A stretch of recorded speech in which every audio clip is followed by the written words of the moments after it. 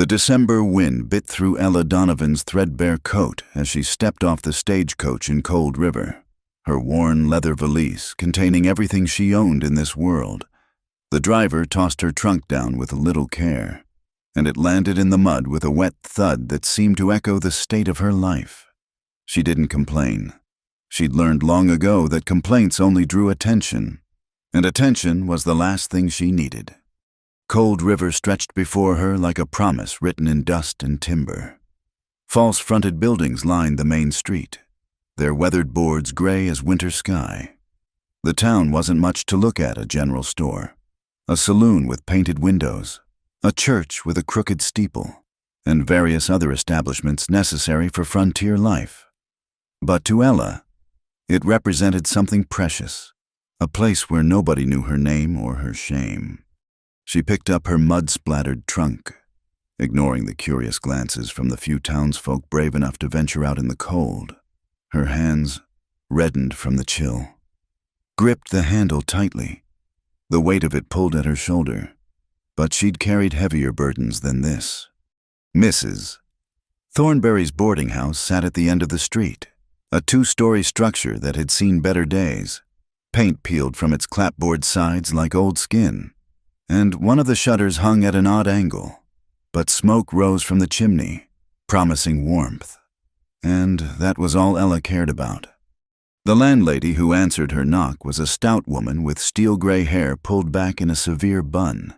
Her eyes, sharp as a hawk's, took in Ella's appearance in one sweeping glance: the mended coat, the careful darning on her gloves, the way she held herself like she expected a blow.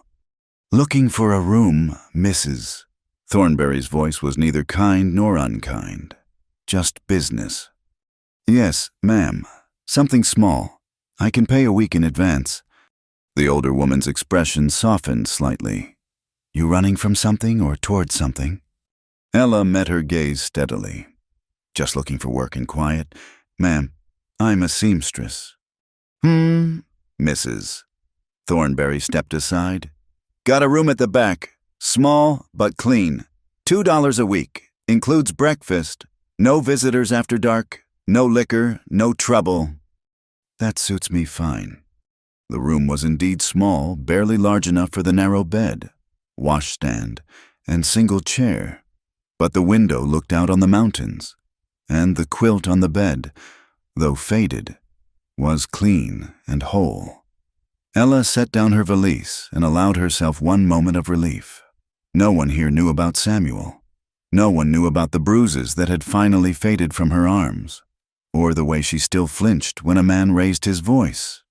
She unpacked methodically, hanging her 2 dresses in the small wardrobe, placing her sewing supplies on the washstand.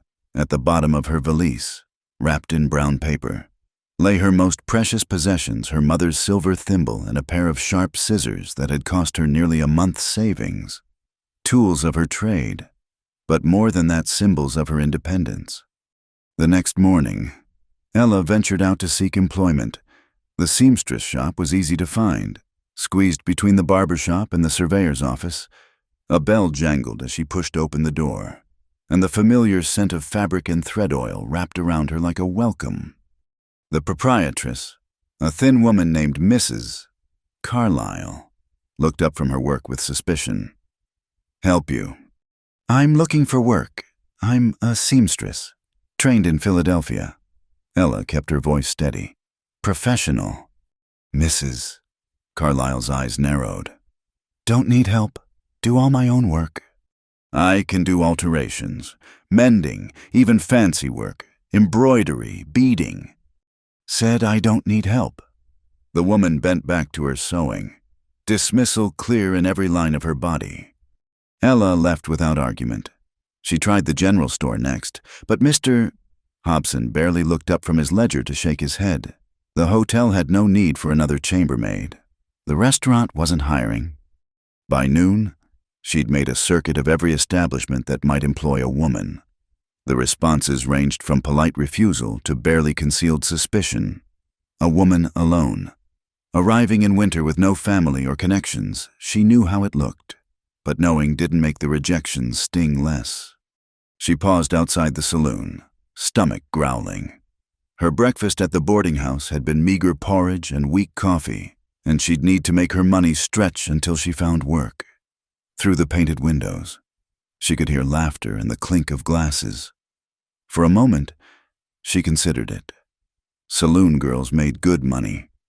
She'd heard, but then she thought of the hands that would touch her, the breath that would whisper suggestions in her ear, and her stomach turned. She'd rather starve. As she stood there, lost in thought, a woman emerged from the saloon's side door. Her dress was bright blue satin, too fine for the muddy street, and her painted face looked tired in the daylight. Their eyes met for a moment, and Ella saw something she recognized, a weariness that went bone deep. "You looking for work, honey?" The woman's voice was kind despite its roughness. Not that kind. A bitter smile twisted the painted lips. "Smart girl. This kind of work. It pays well, but costs more than money." She studied Ella for a moment. "You might try the Chinese laundry. They sometimes need help with mending. Won't pay much, but it's honest work." "Thank you." The woman shrugged. "We girls got to look out for each other. Ain't nobody else going to."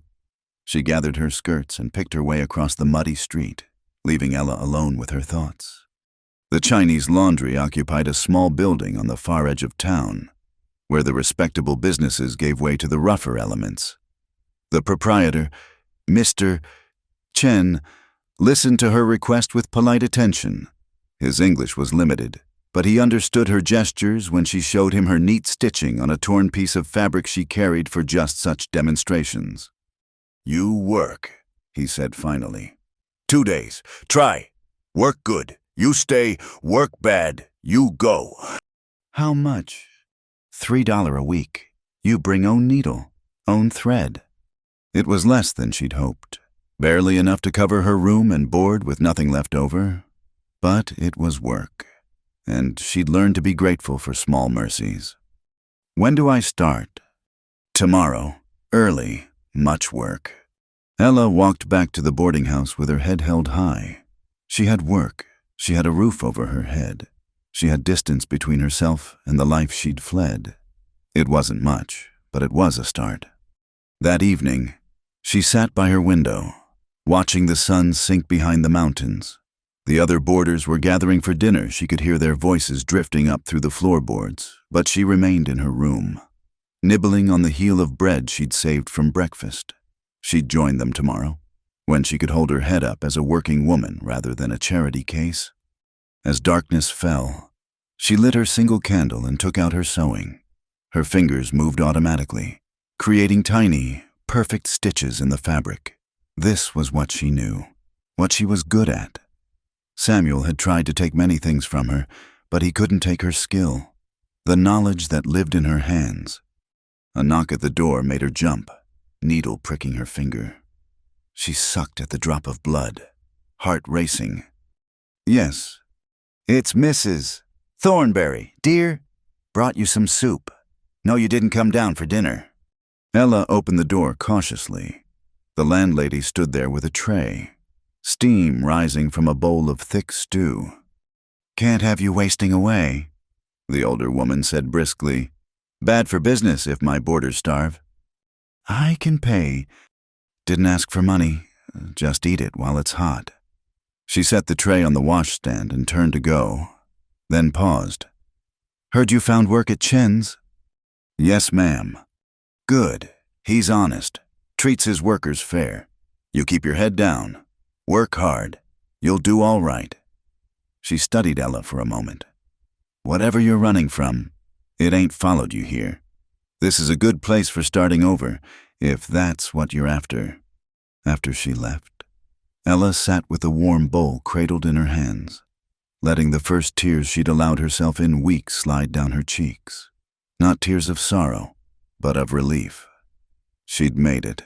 She was here, in this little town that promised nothing but anonymity. She didn't need love or even friendship. She just needed a place where her presence wasn't a mistake, where she could exist without apology. Tomorrow she would begin working, building a life stitch by stitch. It wouldn't be fancy or exciting, but it would be hers. And for now, that was enough. The wind howled outside her window, but the little room was warm, and the soup was good. And for the first time in months, Ella Donovan allowed herself to believe that she might survive after all. She didn't need anyone to save her. She just needed a chance to save herself. In Cold River, with its mud and dust and indifference, she'd found that chance, and she'd hold on to it with both hands, no matter what came next. Eli Barnes had lived in Cold River for 3 years, and in all that time, he'd cultivated a reputation for being as approachable as a cactus in winter. He arrived at the post office each morning at 6 sharp, sorted mail with mechanical precision, and spoke only when absolutely necessary. The townspeople had long since stopped trying to engage him in conversation beyond the requisite "any mail for me" and his equally brief responses. He preferred it that way. The assistant postmaster position suited him perfectly. It required competence, not charm. When he wasn't sorting letters or managing the freight schedules for the pack horses, he kept the books, maintained the equipment, and generally ensured that Cold River's connection to the outside world ran smoothly. It was orderly work, predictable work, safe work. That Tuesday morning started like any other. Frost glazed the windows of the post office, and Eli's breath misted in the cold air as he unlocked the door. He lit the stove first thing, then began sorting the mail that had arrived on yesterday's late stage. Bills for the mercantile, a package for Mrs. Thornberry, letters from back east for various residents, everything in its proper place. He was deep in his work when the bell above the door chimed. Without looking up, he said, "Office doesn't open until 8. "I'm sorry, but I was told," a woman's voice, soft but steady. "I have a letter. The address might be wrong." Eli glanced up then, ready to send her away with his usual curtness, but something in her manner made him pause. She stood just inside the doorway, as if ready to flee at the slightest provocation. Her dress was plain but well-mended, her dark hair pulled back in a simple knot, but it was her eyes that caught him gray as winter storm clouds, holding a wariness he recognized. She extended an envelope toward him. "Mrs. Thornberry said you might know where to find this person. James Hartley." Eli took the letter, careful not to let their fingers touch. He recognized the name Hartley had moved on to Carson City 2 months back. "He's gone. Left no forwarding address." "Oh," her shoulders sagged slightly. "I see. Thank you." She turned to go, and Eli found himself saying, "You new in town?" She paused at the door, looking back with surprise. "Yes, I'm working at Mr. Chen's laundry." The seamstress who came in on Sunday's stage. It wasn't a question, and her eyes widened slightly. In a town this size, news traveled fast, but she seemed unsettled by his knowledge. "Yes," she said simply. They looked at each other for exactly 3 seconds. Eli counted them, a habit he'd developed to keep interactions brief. Then he said, with all the warmth of a January morning, "I don't get acquainted with newcomers." Something flickered in her eyes. Hurt relief. He couldn't tell, but her response surprised him, a small, forced smile that didn't reach her eyes. "Good. I didn't come here to get acquainted with anyone." Then she was gone, the bell chiming her departure, leaving Eli staring at the closed door. He shook his head and returned to his sorting, but found his usual rhythm disrupted. Her response had been unexpected. Most people, especially women, were either offended by his rudeness or tried harder to break through his reserve. She'd done neither. Over the following weeks, Eli became unwillingly aware of Ella Donovan's presence in Cold River. Not that he sought information about her, he never did that. But in a town of fewer than 300 souls, paths crossed whether you wanted them to or not. He saw her walking to work in the early mornings, always taking the long way around to avoid passing the saloon. He noticed her in Harper's General Store, carefully counting coins before making her modest purchases. Once. He observed her giving half her lunch to one of the Chen children who'd forgotten his. She never tried to speak to him again. This should have pleased him. It was what he wanted, what he'd clearly communicated. Yet he found himself oddly unsettled by her complete acceptance of his terms. When she came to collect mail for Mrs. Chen, the elderly woman, couldn't read English and relied on Ella to translate. She was polite but distant, conducting their business with minimal words. Any mail for Chen's laundry. 2 letters. Thank you. Nothing more. Eli told himself this was perfect. He'd come to Cold River to escape complications, and Ella Donovan, with her storm cloud eyes and her careful distance, was clearly a woman with complications.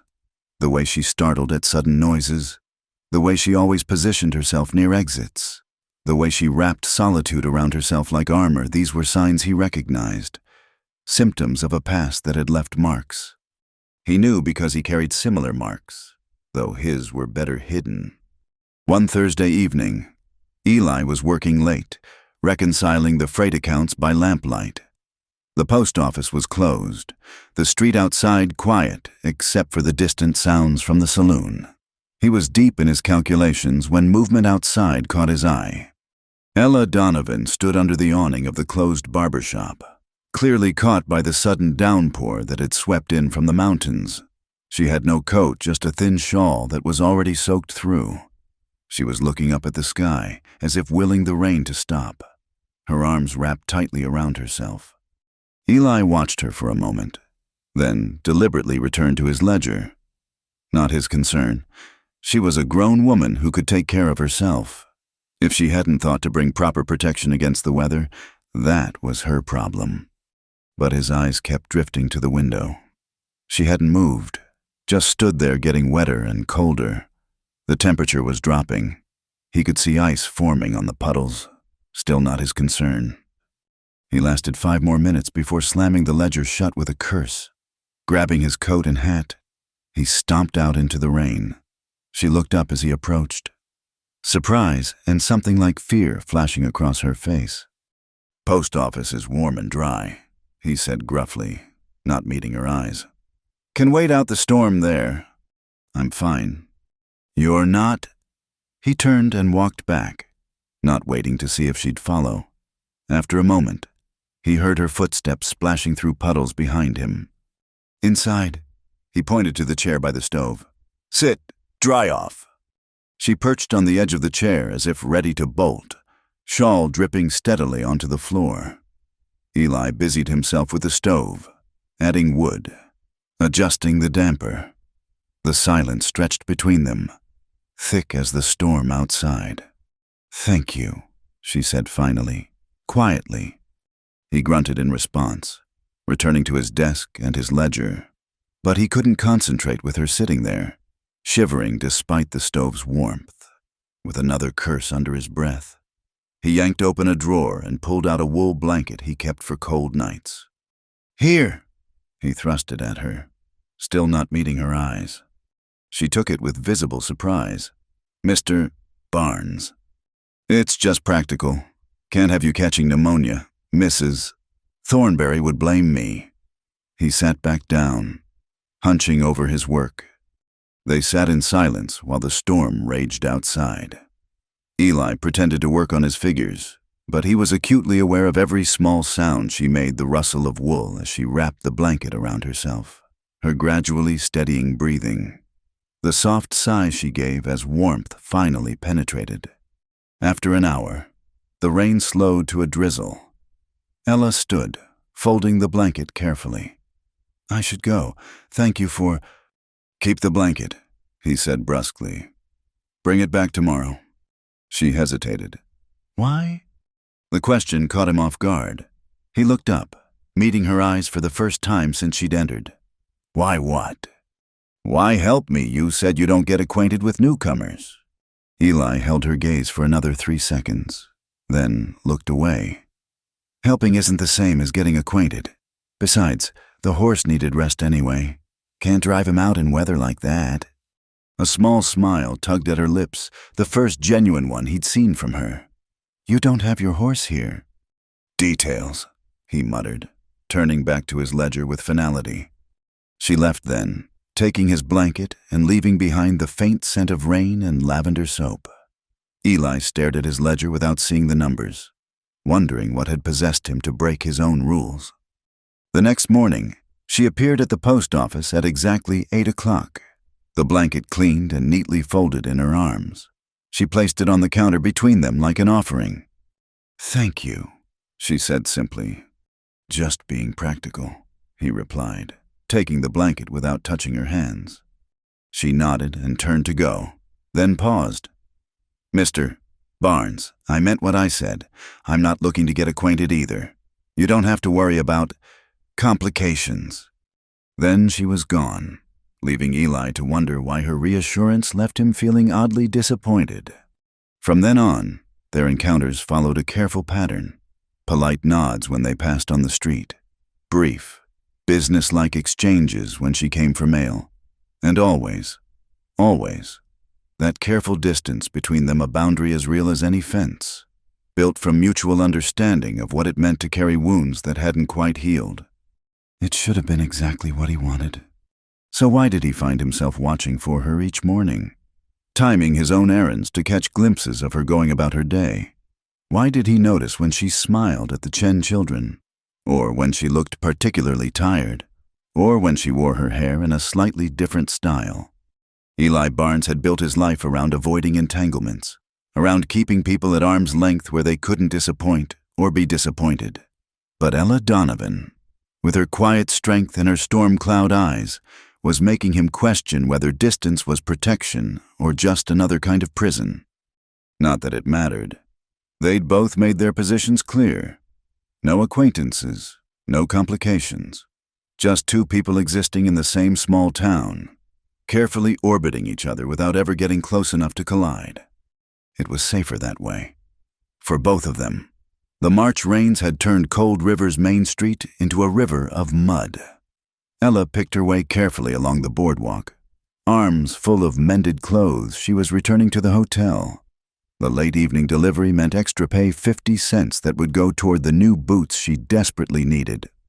She'd worked through her lunch break to finish the hotel's order, and exhaustion made her less careful than usual. When her foot slipped on a wet board, she felt herself falling, the bundle of clean laundry heading straight for the muddy street. But the impact never came. Strong hands caught her arms, steadying her, while somehow also managing to keep the laundry from disaster. She looked up into Eli Barnes's dark eyes, closer than they'd ever been. For a moment, neither moved. "Steady," he said quietly, his hands still on her arms. "I thank you." She pulled back, and he let her go immediately, stepping away to restore their usual distance. "Streets are treacherous tonight," he said, not quite meeting her eyes. "Where are you headed?" "The hotel, delivering their mending." He looked at the sky, where more clouds were gathering. "Another storm coming. I've got the wagon. Was heading to check on a freight shipment anyway." It wasn't an offer. Exactly. Eli Barnes didn't make offers. But he stood there, waiting, and Ella understood. This was as close as he could come to extending help without breaking his own rules. "That would be practical," she said, using his own word from that night in the post office. Something flickered in his eyes, perhaps amusement. "Yes, practical." He led her to where his wagon waited outside the post office. The bed was covered with a tarp, protecting whatever cargo lay beneath. Eli helped her up to the seat with impersonal efficiency, his touch brief and careful.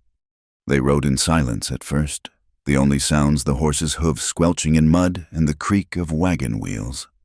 Ella kept her hands folded in her lap, hyper-aware of the man beside her.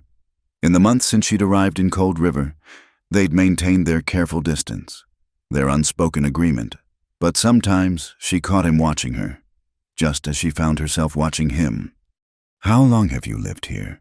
The question surprised her as much as it seemed to surprise him. He was quiet so long she thought he wouldn't answer. Then, 3 years. "Do you like it?" "It serves its purpose." She understood that. Cold River served her purpose too. It was far from Philadelphia. Far from Samuel. Far from the life that had nearly broken her. Where were you before? His hands tightened on the reins. Denver. The way he said it flat final told her not to push further. She understood that too. They all had their befores. Their reasons for choosing a place like Cold River where nobody asked too many questions. They'd almost reached the hotel when it happened. A dog burst from an alley, barking and snapping at the horse's heels. The animals reared, the wagon lurching violently. Ella grabbed for the seat but felt herself sliding. Then Eli's arm was around her waist, pulling her against him, holding her steady while his other hand fought to control the spooked horses. "Whoa, easy." His voice carried an authority that cut through the chaos. The horses settled, though they still danced nervously. Ella realized she was pressed against Eli's side, his arms still around her, her hands clutching his coat. She could feel his heartbeat, rapid as her own. She should move away. He should let go. Neither did. "Are you hurt?" His voice was rough. "No, I'm fine." They sat frozen for another moment before simultaneously pulling apart. Eli cleared his throat, focusing on calming the horses. Ella smoothed her skirts with shaking hands. "Thank you," she whispered. "Just practical," he muttered, but his voice lacked its usual detachment. At the hotel, he helped her down and waited while she delivered the laundry, collecting her payment. When she emerged, he was adjusting the tarp over his cargo, preparing to leave. "I can walk back," she said. He looked at the sky, now heavy with clouds. "Storm's coming." "I don't mind the rain." "I do. Get in." It was the closest thing to a command he'd ever given her, and something in his tone brooked no argument. She climbed back up beside him. The rain started as they pulled away from the hotel, fat drops that quickly became a downpour. Eli urged the horses to a faster pace, but they'd only gone 2 blocks when the sky opened up completely. Water came down in sheets, turning the street into a rushing stream. "Can't see a thing," Eli muttered, pulling the horses to a stop under the partial shelter of a livery stable's overhang. "Have to wait it out." They sat in the relative dryness, watching the storm rage. Ella shivered as the wind drove rain under their shelter. And without thinking, Eli shrugged out of his coat and draped it around her shoulders. "You'll get cold," she protested. "I'm fine." His coat was warm and smelled of leather and something uniquely him. Ella pulled it closer, trying not to think about how intimate this felt sharing his warmth, sitting close enough that their shoulders touched when the wagon shifted. "That night," she said suddenly, surprising herself, "when you let me wait out the storm in the post office, you said the horse needed rest." "Yes, but there was no horse." In the dim light, she saw his jaw tighten. "No." "Why did you really help me?" He was quiet for so long she thought he wouldn't answer. When he spoke, his voice was low, almost lost in the sound of rain. "You looked cold. That's all." "That's enough." She turned to study his profile, the strong jaw, the lines around his eyes that suggested he'd seen too much, the way he held himself apart even when sitting close. "You're not what you pretend to be. Eli Barnes." He looked at her then, really looked at her, and for once didn't count to 3. "Neither are you. Ella Donovan." They held each other's gaze while the storm raged around them. Something shifted in that moment, some invisible wall cracking just a little. Not falling, not yet, but no longer quite as solid as before. "We should maintain our distance," Eli said finally, but it came out more like a question than a statement. "Yes," Ella agreed, but she didn't move away. "It's safer." "Safer," he repeated, and the word hung between them like a challenge. The rain began to slacken, and Eli stirred. "I should get you home." "Wait." She touched his arm lightly, pulling back immediately when he tensed. "The cargo, won't it be damaged?" "It's protected," he said shortly, but something in his expression shifted. "Tools and supplies for the miners up at Crystal Creek. Nothing that can't handle some weather. They completed the journey to Mrs. Thornberry's in silence, both lost in thought. When they arrived, Eli helped her down, his hands lingering just a moment longer than necessary at her waist. "Your coat," she said, starting to remove it. "Keep it until tomorrow. You can return it when you come for the mail." She looked up at him, standing in the rain, water running off his hat brim. "You said helping isn't the same as getting acquainted." "It's not." "Then what is this?" He looked at her for a long moment, rain-soaked and obviously cold without his coat, but making no move to leave. "I don't know," he admitted quietly, "but I needed to stop." The words should have stung, but Ella heard the conflict in them, the struggle between what he wanted and what he feared. She knew that struggle intimately. "I know," she said softly. "So do I." She turned and went inside, still wearing his coat, leaving him standing in the rain. From her window, she watched him drive away, shoulders hunched against the storm. Later, as she hung his coat to dry, Ella found herself thinking about distances, the ones we maintain to keep ourselves safe, and the ones that slowly shrink despite our best efforts. She'd come to Cold River to be alone, to build a life that didn't depend on anyone else's kindness or cruelty. Eli Barnes had clearly come for similar reasons. But tonight, sitting beside him in the storm, wearing his coat, feeling his arm around her tonight, she'd felt something she'd thought she'd never feel again. Not love, nothing so dangerous as that, but a recognition, perhaps two damaged souls recognizing each other across the careful distances they maintained. It changed nothing, she told herself. Tomorrow they would return to their pattern of polite distance and minimal interaction.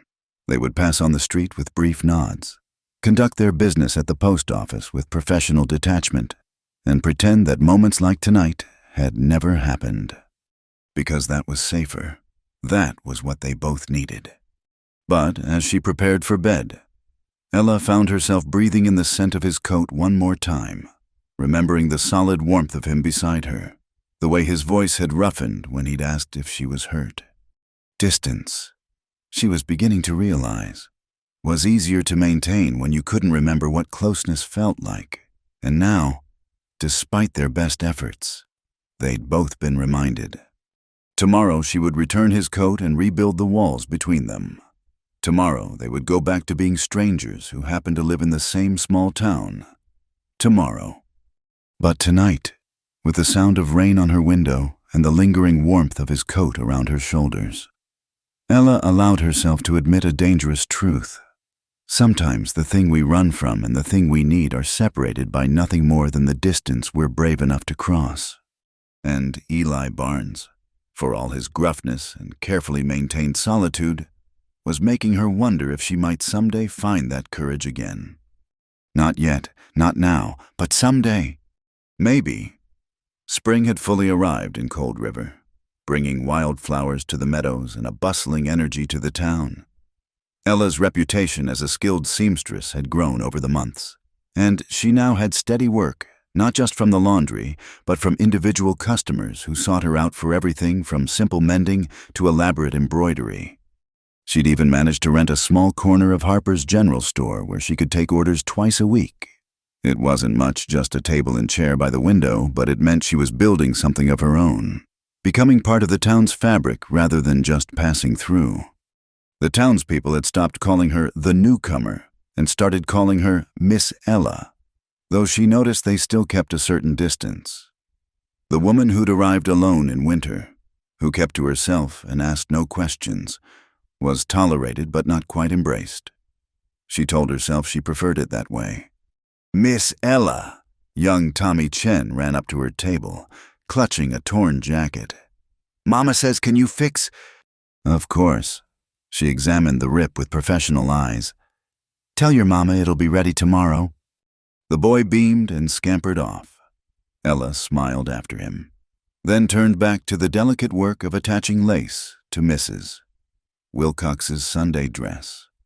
The store was quiet this afternoon, just the tick of the clock and the scratch of her needle through fabric.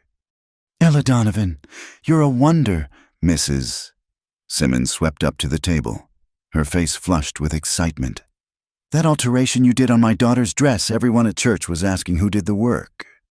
I'm glad you're pleased. Mrs. Simmons. The older woman leaned in conspiratorially. I told them all about you. Expect you'll be getting more business soon. She paused, eyeing Ella with the calculating look of a born matchmaker. You know, a talented young woman like yourself shouldn't be hiding away. You should come to the church social next week. My nephew from Carson City will be visiting, and... That's kind of you, but I'm quite busy with work. Ella kept her tone polite but firm. Mrs. Simmons wasn't deterred. All work and no play, my dear. It's not natural for a young woman to be so solitary. I prefer it that way. Do you now? The woman's eyes sharpened. Or is it that you think you don't deserve better? The question hit too close to home. Ella's hand stilled on her sewing. I should get back to work, Mrs. Simmons. Of course, dear, but think about what I said. She patted Ella's shoulder and bustled away, leaving Ella unsettled. Later that afternoon, as she was packing up her supplies, she heard a commotion outside. Through the window, she saw a crowd gathering near the saloon. Her first instinct was to avoid it. Crowds meant trouble, and trouble was something she'd learned to sidestep. But then she heard a child crying. An instinct overrode caution. Outside, she found chaos. A freight wagon had overturned, spilling its load across the muddy street. The driver sat dazed on the boardwalk, blood trickling from a cut on his forehead. But it was the small figure pinned beneath some fallen crates that drew Ella's attention. One of the Murphy boys, no more than 7 years old. Without thinking, she dropped her sewing basket and rushed forward. Several men were arguing about how to lift the crates without causing more harm.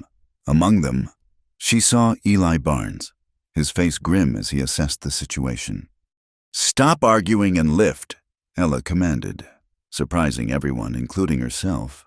You and you, she pointed at 2 of the larger men. Take that end, Mr. Barnes. Support the middle so it doesn't shift. Carefully now. To her amazement, they obeyed. Working together, they lifted the crates while Ella slid in to pull the boy free. He was conscious but scared, crying for his mother. You're all right, she soothed, her hands checking for injuries with the same careful precision she used on delicate fabric. Where does it hurt? My arm, the boy whimpered. Eli knelt beside them, his presence oddly comforting. Looks like it might be broken. Doc Morrison's at the Carson place delivering a baby. Then we'll have to splint it ourselves. Ella looked around. I need straight pieces of wood and strips of cloth. Again, people jumped to obey. Within minutes, she had what she needed. As she worked, carefully immobilizing the boy's arm, she was aware of Eli watching her. His dark eyes held something she couldn't quite read: surprise, perhaps, or maybe approval. Where did you learn to do that? He asked quietly. My father was a doctor, she said without thinking, then immediately regretted the revelation. She didn't talk about her past, about the life before Samuel had destroyed it all. A long time ago. The boy's mother arrived in a flurry of tears and gratitude. Ella stepped back, suddenly self-conscious about the attention. The crowd was looking at her differently now, not with suspicion, but with something approaching respect. That was well done, Sheriff Watson said, tipping his hat to her. Quick thinking, Miss Donovan. She murmured something appropriate and tried to retreat, but people kept stopping her to offer thanks or praise. It was overwhelming. This sudden shift from invisibility to visibility. She'd worked so hard to blend in, to be overlooked, and now... Here! Eli appeared at her elbow, holding her dropped sewing basket. You'll want this. Thank you.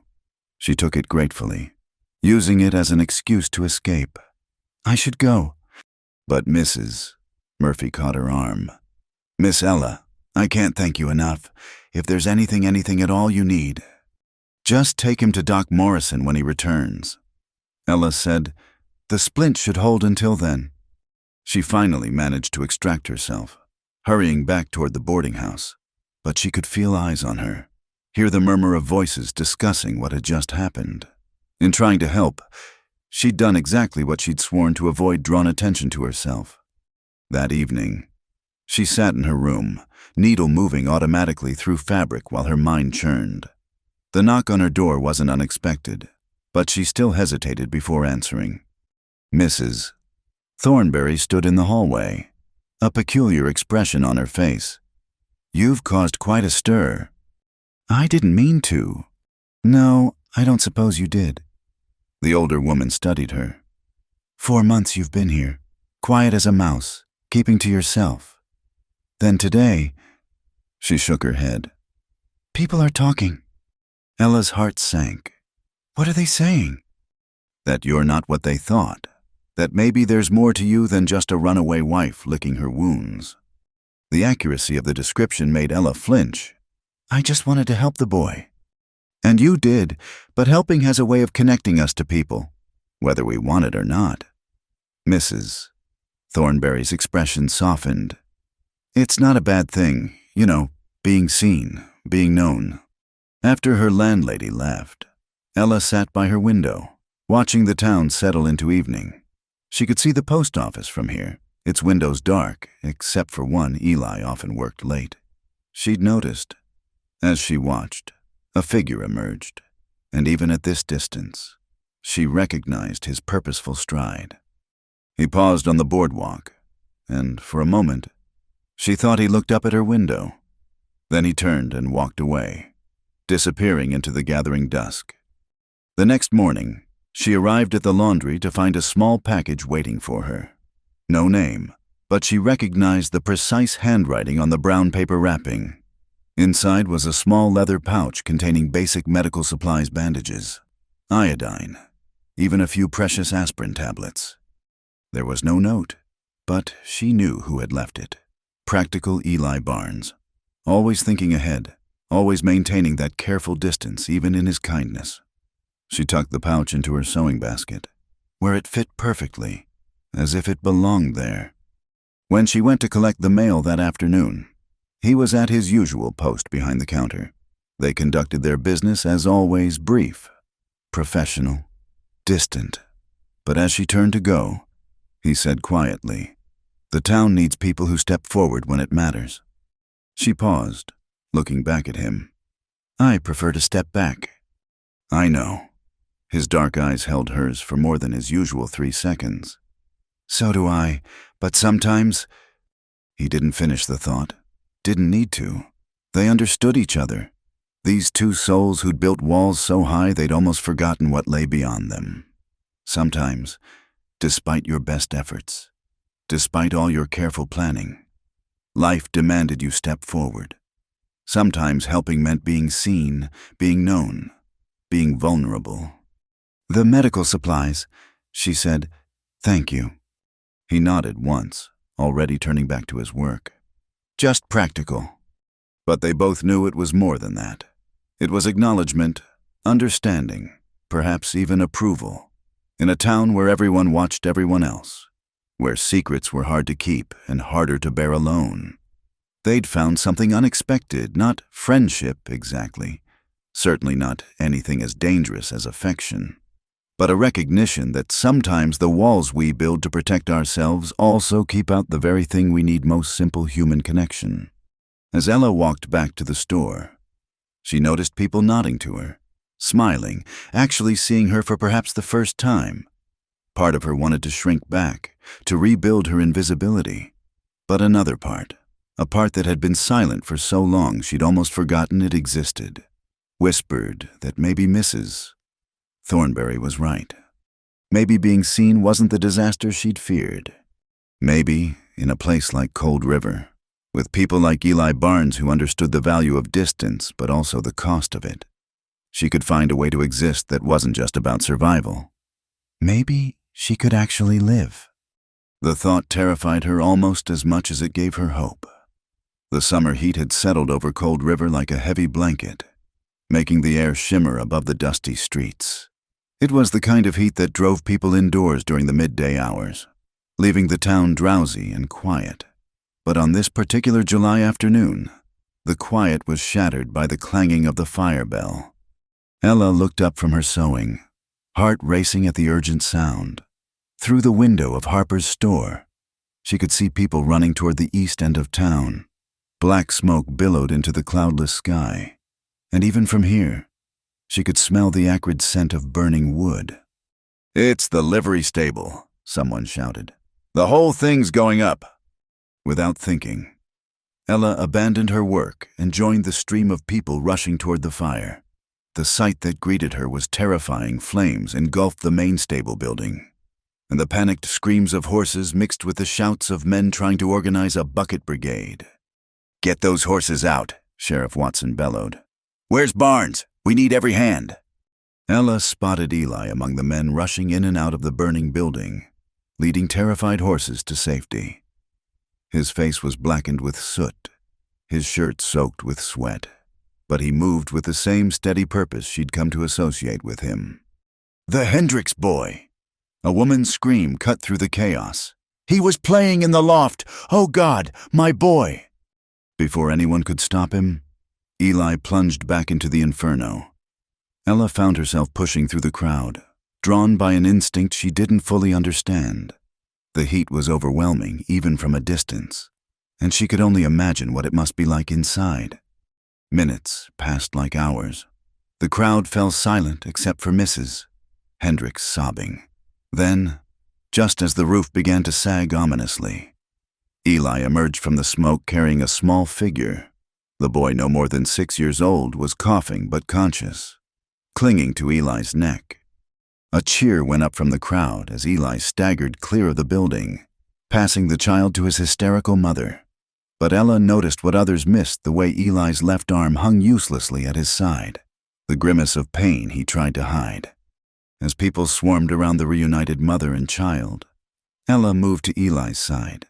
"You're hurt." "It's nothing." He tried to step away, but swayed slightly.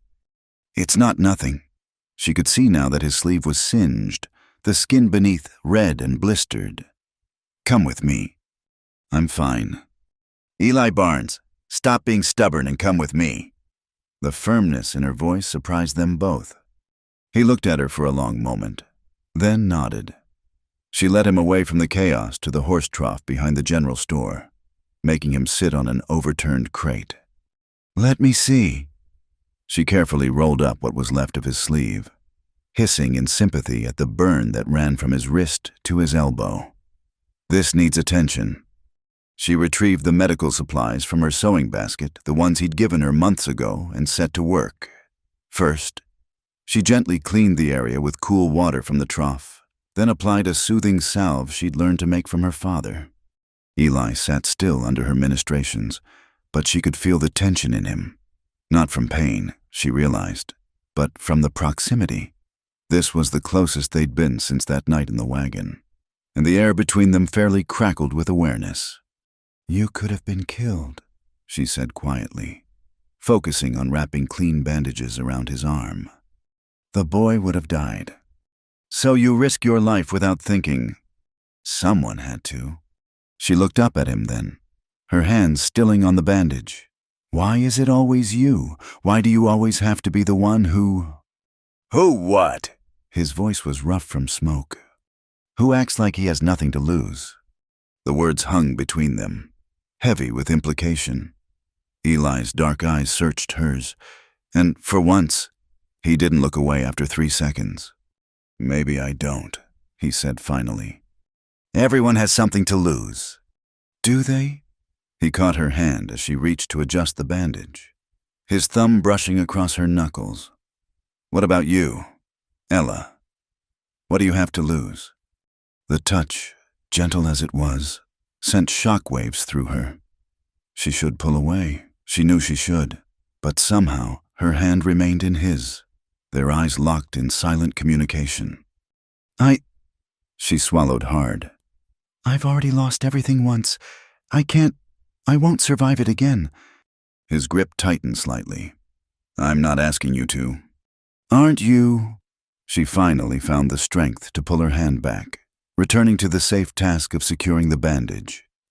"Every time you look at me like that, every time you do something kind while pretending it means nothing, you're asking me to hope, and hope is dangerous for people like us."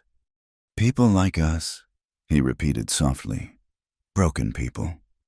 Careful people," she corrected, tying off the bandage with hands that trembled slightly. "There. That should heal cleanly if you keep it covered." They sat in silence for a moment, the sound of the bucket brigade and shouting men a distant backdrop to their private bubble of quiet. Finally, Eli spoke. "Thank you." "Just being practical," she said, attempting lightness. A ghost of a smile touched his lips. "Using my own words against me. They're good words, safe words." "Safe," he repeated, and again the word sounded like a question. He stood, testing his bandaged arm. "I should get back. They'll need help with the cleanup." "You should rest. Let others do the heavy work for once." He looked at her, something shifting in his expression. "Worried about me, Miss Donovan." "Concerned," she corrected. "There's a difference." "Is there?" Before she could answer, young Charlie Watson came running around the corner. "Mr. Barnes' pa says to tell you we saved all the horses, and the fire's under control. Doc Morrison's back too, checking on folks who got too close to the smoke." Eli nodded to the boy, then turned back to Ella. "You should have the doc look at your hands." She glanced down, surprised to see several small burns on her fingers from handling his hot, damaged sleeve. She hadn't even noticed in her concern for him. "They're nothing." She stopped, hearing the echo of his earlier dismissal. "I'll have them looked at." "Good." He hesitated, seeming to want to say more, but then simply nodded and walked away. Ella watched him go, automatically pressing her hands to her stomach to calm the flutter there. She'd been so careful, so controlled, keeping everyone at arm's length just as he did. But today, faced with the possibility of loss, she'd discovered a terrifying truth somewhere along the way. Despite all her walls and warnings, Eli Barnes had become someone who mattered. That evening, she sat in her room trying to focus on her sewing, but her mind kept drifting to the afternoon's events. A knock interrupted her brooding. "Come in." To her surprise, it was Mrs. Hendricks, the mother of the rescued boy. The woman's eyes were red from crying, but she smiled warmly at Ella. "I wanted to thank you," she said, "for taking care of Mr. Barnes in all the fuss over Timothy. I don't think anyone else noticed he was hurt." "He saved your son's life." "Yes," the woman's voice broke slightly. "He's a good man, for all that he keeps to himself. Never married, came here from Denver after some trouble, nobody knows exactly what, but it left him careful, like someone else I could mention." Ella felt heat rise in her cheeks. "I don't know what you mean." Mrs. Hendricks smiled knowingly. "My dear, the whole town's been watching you two dance around each other for months. Neither of you willing to take a step forward, both of you stealing glances when you think no one's looking. There's nothing." "Of course not." The woman patted her shoulder. "Just two lonely people being practical. But let me tell you something, Miss Ella, I almost lost my boy today. It made me realize how precious time is, how foolish it is to waste it being afraid." She moved toward the door, then paused. "Mr. Barnes doesn't let many people close enough to help him.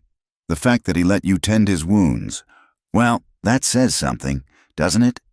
After she left, Ella sat staring at the wall, her sewing forgotten in her lap, outside her window.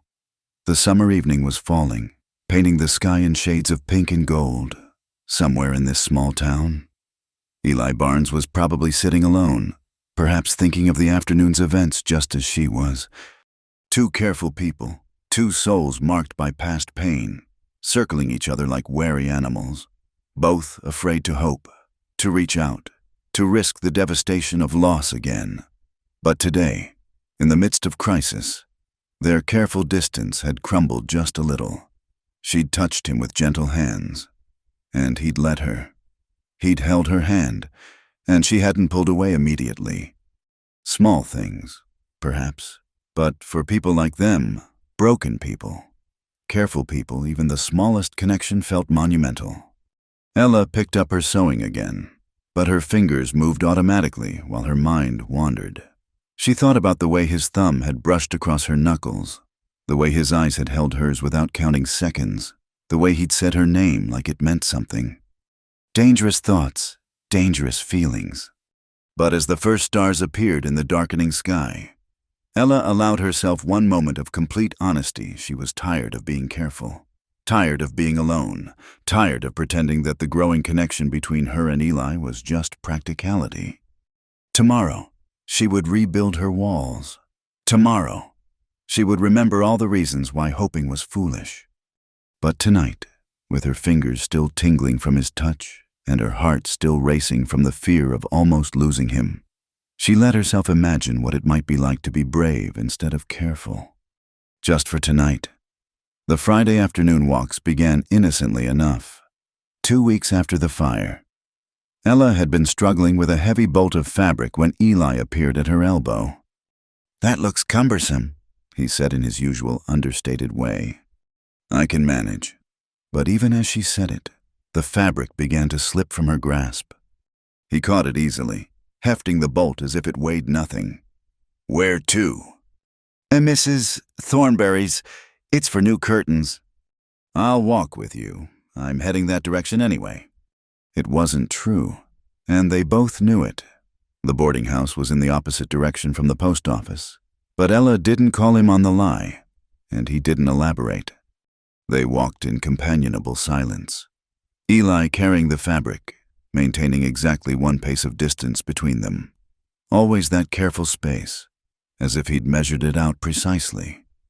When they reached the boarding house, he handed over the bolt with a brief nod and left without lingering. But the next Friday, when Ella emerged from the general store at closing time, he was there, just standing by the hitching post, studying the evening sky as if it held vital postal information. "Pleasant evening for a walk," he observed without looking at her. "Yes," she agreed, falling into step beside him, 1 pace apart, always 1 pace. It became their routine, though neither would acknowledge it as such. Every Friday, as regular as clockwork, Eli would appear just as she finished her work. They would walk through town, sometimes talking about inconsequential things: the weather, the news from the latest stage, the progress of the new schoolhouse. Sometimes they said nothing at all. But always, he maintained that careful distance. The townspeople noticed. Of course, in a place as small as Cold River, nothing went unobserved. Ella caught the knowing looks, heard the whispered speculations. But oddly, the gossip didn't bother her as much as she'd expected. These walks, constrained as they were, had become the highlight of her week. "Why Fridays?" she asked one evening as they paused by the creek that gave the town its name. Eli picked up a stone and sent it skipping across the water. "It's when the week's work is mostly done. Seems appropriate." "For what?" He glanced at her, then away. "For this, whatever this is." "2 acquaintances taking the air," she suggested lightly. "We're not acquaintances," he said quietly. "We agreed on that from the start." "Then what are we?" He was quiet for so long she thought he wouldn't answer. When he finally spoke, his voice was carefully neutral. "I don't know, but I know I look forward to Fridays now." It was the closest he'd come to an admission of something. Ella felt her heart skip, but she kept her tone light. "Because of the pleasant walks." "Because of the company." They resumed walking, the moment passing without either of them acknowledging its significance. But something had shifted between them, subtle as the changing of seasons, as autumn arrived. Painting the aspens gold, their walks grew longer. They ventured beyond the town limits, following paths into the foothills. Eli would point out landmarks, an old mine shaft, a settler's abandoned cabin, the best spots for finding wild berries. He had a quiet love for this land that emerged in these moments, a side of himself he seemed to share with no one else. One Friday in October, they climbed to an overlook that offered a panoramic view of the valley. The late afternoon sun turned everything to gold and amber, and for a moment, they stood side by side in appreciative silence. "It's beautiful," Ella breathed. Yes, but when she glanced at him, he wasn't looking at the view. Their eyes met and held, and for just a moment, the distance between them seemed to shimmer with possibility. Then Eli stepped back, re-establishing their usual space, and the moment passed. "We should head back," he said. "It'll be dark soon."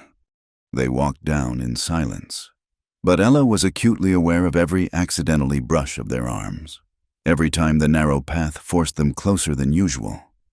She could feel the tension in him, the constant effort it took to maintain their boundaries.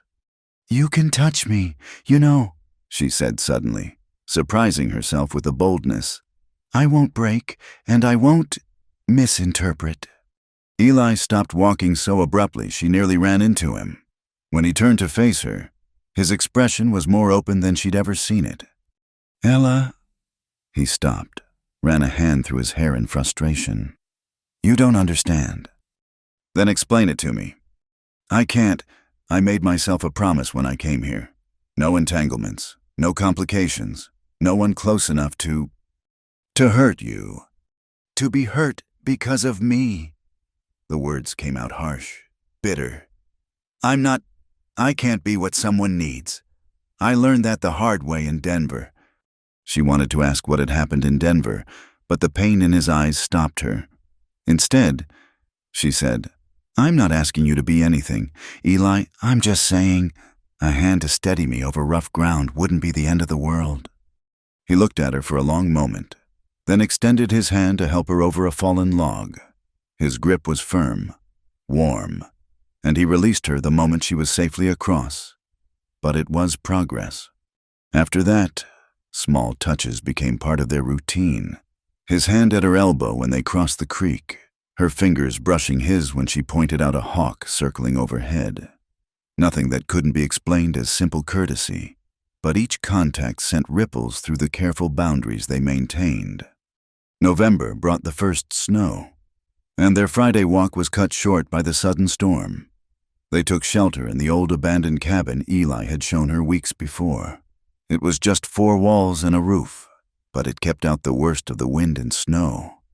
"This is becoming a pattern," Ella said, shivering as she shook snow from her shawl. "You and I and storms. At least this time we have proper shelter." Eli was trying to get the old fireplace working, coaxing life from the handful of dry wood left by previous visitors. Soon he had a small fire going, and they sat on the dusty floor near it, watching the snow fall through the single window. The intimacy of the situation alone together, truly alone for the first time, made the air feel charged. "Tell me about Philadelphia," Eli said suddenly. Ella tensed. "There's not much to tell. You said your father was a doctor." "Yes." She picked at a loose thread on her skirt. "He died when I was 17. Mother followed 2 years later. That's when I married Samuel." She'd never said his name aloud to Eli before. It felt like crossing a line. "He hurt you." It wasn't a question. "Yes." The simple admission felt like releasing a breath she'd held too long. Not at first. At first he was charming, attentive, said all the right things to a grieving girl with no family. It was only after. "You don't have to tell me. Maybe I need to." She stared at the fire, gathering courage. "He was very careful about it. Never where it would show. Never enough to need a doctor. Just enough to remind me that I belonged to him, that I had nowhere else to go." Eli's hands clenched into fists, but he said nothing, just listened. The worst part was how he made me feel like I deserved it, like I was always doing something wrong, always disappointing him somehow. After a while, I started to believe it. What changed? He hit me where it showed, split my lip at a dinner party, told everyone I'd fallen, and they all pretended to believe him. But Mrs. Garrett, the minister's wife, she cornered me in the powder room, pressed money into my hand and told me about a cousin in St. Louis who ran a boarding house for women in difficult circumstances. So you ran. That night, took nothing but the clothes on my back and Mrs. Garrett's money, made it to St. Louis, then worked my way west until I felt I'd gone far enough. She managed a weak smile. Apparently, Cold River was far enough. They sat in silence for a moment, the only sound the crackling fire and the wind outside. Then Eli spoke, his voice rough. In Denver, I was a deputy sheriff. Had a partner, Tom Morrison. Good man. Best friend I'd ever had. He paused, seeming to gather himself. There was a woman too, Sarah, Tom's sister. She wanted to marry. Ella waited, sensing how much this confession cost him. There was a gang robbing stages in the area. We got a tip about their hideout, but it felt wrong to me. Tom wanted to go anyway, said I was being too cautious. I should have trusted my instincts, should have insisted we wait for backup, but I didn't want to seem weak. His voice dropped to almost a whisper. It was an ambush. Tom died in my arms. Sarah, she tried to forgive me, but every time she looked at me, I could see him dying all over again in her eyes. So I left, came here, promised myself I'd never be responsible for someone else's safety again. Never let anyone close enough that my failures could destroy them. Oh, Eli. Without thinking, Ella reached for his hand. He let her take it, their fingers intertwining. So you see, he said, staring at their joined hands. I keep my distance because I have to, because caring about me comes with a cost I can't ask anyone to pay. What if it's not your choice? What if someone decides you're worth the risk? He looked up at her then, and the raw vulnerability in his eyes took her breath away. Then I'd say that person was a fool. Maybe, she agreed softly. But maybe fools are the only ones brave enough to try again after being broken. The storm was passing, the snow tapering off. They should leave, return to town before dark, but neither moved, hands still linked, the fire dying to embers between them. This was their routine, careful distances and measured interactions, boundaries maintained even as they slowly, inevitably, drew closer, but sitting here in this abandoned cabin, hands joined and hearts laid bare. Ella realized that all their careful choreography couldn't change a simple truth: they were already entangled, already complicated, already far past the point of safe return. The question now was whether either of them was brave enough or foolish enough to admit it. The letter arrived on a Tuesday morning in late November, carried by the regular post. Ella recognized Samuel's handwriting immediately, and her hands trembled as she took it from Eli at the post office counter. His eyes sharpened with concern, but he said nothing as she tucked the letter into her basket unopened. She managed to maintain her composure through the rest of her errands, but her mind churned with dread. How had he found her? What did he want? The questions plagued her until she finally retreated to her room and, with shaking fingers, broke the seal. Asterisk, my dear wife. Asterisk, did you really think you could hide forever? I've been very patient. Ella, giving you time to come to your senses. But my patience has limits. You took vows before God, and I am willing to forgive your foolishness if you return immediately. I've traced you as far as Sacramento. It's only a matter of time before I find exactly where you're hiding. Come home voluntarily, and we can put this unfortunate episode behind us. Force me to come get you, and I cannot promise to be as understanding. Asterisk, your devoted husband, Samuel Asterisk. Ella read it twice, then once more, each word twisting like a knife in her stomach. Sacramento. He was getting closer. The careful life she'd built here, the fragile peace she'd found, all of it could shatter with his arrival. She sat on her bed, letter clutched in her hands, trying to think through the panic. Should she run again? but where she had little money saved, and winter was setting in. Besides, running meant leaving Cold River, leaving her work, her friends, leaving Eli. The thought of Eli made her decision. She wouldn't simply disappear without a word. Whatever was between them, undefined as it was, deserved better than that. That Friday, when Eli appeared for their weekly walk, Ella was waiting with the letter. His face darkened as he read it, a muscle jumping in his jaw. When did this arrive? Tuesday. And you're just telling me now? It's not your problem, Eli? He looked at her with something close to anger. Not my... He stopped, visibly controlling himself. We need to walk.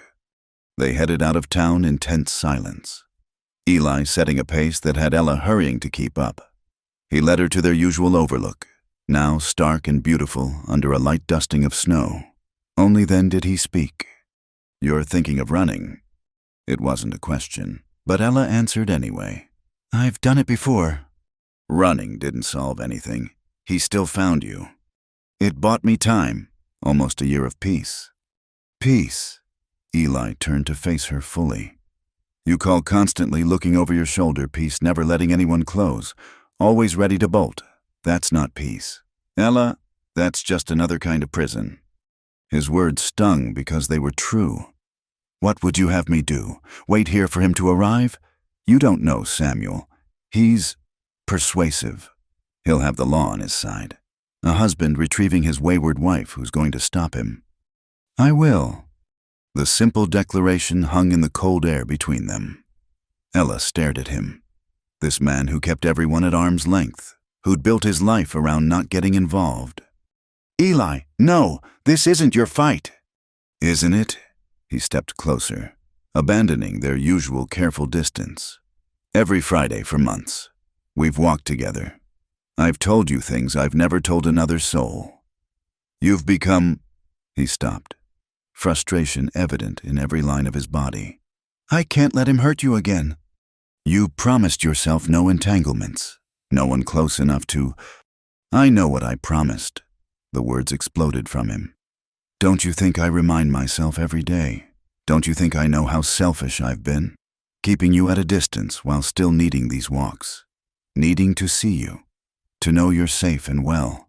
He ran his hands through his hair. I'm a hypocrite and a coward. But I'm not going to stand by and watch you disappear because some bastard... He caught himself, moderating his language. Because someone who hurt you thinks he owns you. Ella felt tears burning her eyes. If you get involved, if something happens because of me, then that's my choice. His voice was firm now, decided. Just like it was your choice to tend my burns after the fire, to take my hand in that cabin. We make choices. Ella, sometimes they lead to pain, but that doesn't mean they're wrong. She wanted to protest further, but the look in his eyes stopped her. This was Eli stripped of his careful control, and what she saw there made her heart race. All right, she said quietly. What do you suggest? First, you keep this letter. It's evidence of threat. Could be useful. Second, you don't go anywhere alone. Samuel doesn't know exactly where you are. Let's keep it that way. Third, he hesitated, then continued more quietly. Move your sewing supplies to the post office. There's space in the back room, and it's more secure than Harper's store. You'll be where I can, where it's safe. The careful correction didn't fool either of them. He wanted her where he could watch over her, protect her. The man who'd sworn never to be responsible for another's safety was volunteering for exactly that. Eli, please, the word came out rough, almost desperate. I know I have no right to ask, no claim on your choices, but please. Faced with his unveiled concern, Ella could only nod. All right, I'll move my things tomorrow. They stood there, the space between them charged with everything unsaid. Then Eli reached out, slowly, giving her time to pull back, and touched her cheek. His hand was warm against her cold skin, calloused but gentle. I won't let him take you, I swear it. Ella turned her face into his palm, allowing herself this moment of comfort. What happened to keeping your distance to no complications? A bitter smile touched his lips. Too late for that. Has been for a while now, if I'm honest. So what are you saying? He dropped his hand but didn't step back. I'm saying I'm done pretending this is just about Friday walks. I'm saying that somewhere between that first day in the post office and now, you've become essential to my days, to my life, and I'm terrified of that, but I'm more terrified of losing you. Ella's breath caught. These were more words than he'd ever strung together about feelings, and she could see what they cost him. I'm frightened too, she admitted, of Samuel finding me. Yes, but more of this, of mattering to someone again, of having something to lose. I know. His dark eyes held understanding and something deeper. But maybe being frightened together is better than being safe alone. Before she could respond, he'd stepped back, reestablishing some distance, though not their full usual measure. We should head back. It's getting cold, and you need to eat. You've lost weight worrying about this. The return to practical concerns was so typically Eli that Ella almost smiled, despite everything. They walked back to town, closer together than usual, both lost in thought. That evening, Ella sat in a room rereading Samuel's letter by candlelight. The threats were veiled but clear. He would come for her, and when he did, he'd expect her to submit quietly, to return to her role as his possession. But something had changed. She was no longer the isolated, terrified woman who'd fled Philadelphia. She had work she was proud of, people who valued her, a place in this small community. And she had Eli complicated, careful, wonderful Eli who'd just torn down his own walls to stand between her and danger. She folded the letter decisively and put it in her trunk. Tomorrow she would move her sewing things to the post office. She would take precautions, be smart, stay visible. But she would not run. Standing by her window, she looked out at the post office, where lamplight still glowed in the upper window. Eli was working late again, probably wrestling with his own thoughts about the day's revelations. They'd crossed a line today, acknowledged truths they'd both been avoiding. It changed everything and nothing. They still had their individual damages, their fears, their histories that couldn't be erased. The threat of Samuel still loomed, but now, at least, she wasn't facing it alone. A tap at her door interrupted her thoughts. Yes, Mrs. Thornberry entered, carrying a steaming cup. Thought you might like some tea. You looked troubled at dinner. Thank you. Ella accepted the cup gratefully. The older woman studied her shrewdly. Heard you'll be moving your sewing work to the post office. News traveled fast in Cold River. Mr. Barnes offered the space. Mrs. Thornberry moved to the window, looking out at the same view Ella had been contemplating. That man's been different lately, less closed off, seems to smile more, especially on Fridays. She turned back to Ella. Whatever trouble you're expecting, you're not facing it alone. Remember that. After she left, Ella sipped her tea and allowed herself a moment of hope. Perhaps Samuel would lose her trail. Perhaps he'd give up, decide she wasn't worth the effort. Perhaps. But no, she knew him too well for such fantasies. He would come. Eventually. His pride wouldn't allow otherwise. When he did, though, he'd find her changed. No longer alone, no longer defenseless. She had Eli now, and he had her. And together they'd face whatever came. The distance between them had shrunk to almost nothing, not physically. Not yet, but emotionally. Two damaged souls finding strength in their shared brokenness, courage in their mutual fear. It wasn't a love story, not in any traditional sense. It was messier than that, more complex. It was two people choosing connection over isolation, choosing to risk pain for the possibility of something better. Tomorrow would bring new challenges, but tonight, knowing Eli was just across the way, knowing he'd claimed her battles as his own, Ella felt something she hadn't experienced in years protected. Not because she needed a man's protection, but because someone had chosen to stand with her, beside her. Consequences be damned. For people like them, careful people with too many scars, such a choice was nothing short of miraculous. The attack came on a gray December morning, 2 weeks after the letter arrived. Ella had just opened her makeshift shop in the back room of the post office, settling in with Mrs. Patterson's wedding dress alterations, when she heard the bell above the front door chime violently. "Where is she?" The voice froze her blood. Samuel. He'd found her. She heard Eli's calm response. "Post office doesn't open for another hour." "Don't play games with me. I know my wife is here." "Ella, come out this instant." Through the partially open door, Ella could see Samuel immaculately dressed as always, his blonde hair perfectly pomaded, looking every inch the respectable businessman. Only she knew what lay beneath that polished exterior. "There's no one here by that name," Eli said evenly. Samuel's face flushed. "I have it on good authority that she's been working here. Now stand aside." "No." The single word hung in the air like a challenge. Ella saw Samuel's eyes narrow dangerously. She knew that look too well. "Do you know who I am? I'm Samuel Whitman of Philadelphia. That woman is my legal wife, and you're harboring a runaway. I could have you arrested." "You could try."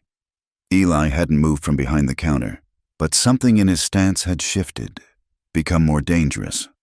"But first you'd have to prove she's here against her will." "Her will," Samuel laughed, an ugly sound. "Her will doesn't matter. She's my wife. The law. The law in Cold River is Sheriff Watson, and he's particular about men who threaten women." Eli's voice remained calm, but Ella could see the tension in his shoulders. "Now, I'll ask you to leave. Post office is closed." Samuel moved faster than Ella expected, lunging across the counter to grab Eli's shirt. "Listen, you backwater fool!" What happened next was a blur. Eli twisted, using Samuel's momentum against him, and suddenly Samuel was on the floor, gasping. Eli stood over him, no longer the quiet postmaster, but something harder, more dangerous. "Touch me again, and you'll regret it," he said quietly. Samuel scrambled to his feet, his perfect appearance disheveled, rage distorting his handsome features. "Ella," he shouted, "I know you're here. Come out, or I'll make this worse for everyone." Ella stepped into the doorway. She'd promised herself she wouldn't hide anymore, and she meant it. "Hello, Samuel."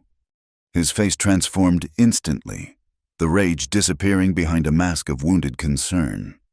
"Darling, there you are. I've been so worried. Come now. Let's go home." "No." "Ella, sweetheart, you're confused. You've had your little adventure, but it's time to come back where you belong." "I belong here." Her voice was steadier than she'd expected. "I have work, friends, a life. I'm not coming back." Samuel's mask slipped for just a moment, revealing the cold fury beneath. "You don't have a choice. You're my wife." "I was never your wife," Ella said quietly.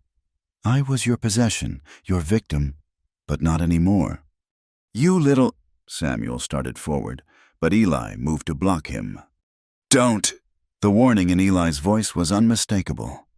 Samuel turned his attention to Eli, studying him with calculating eyes. "I see.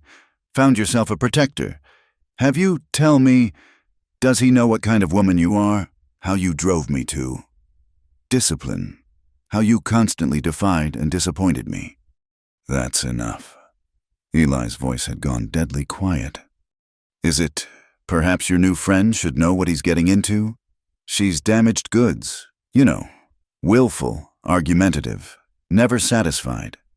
The crack of Eli's fist connecting with Samuel's jaw was shocking in its suddenness.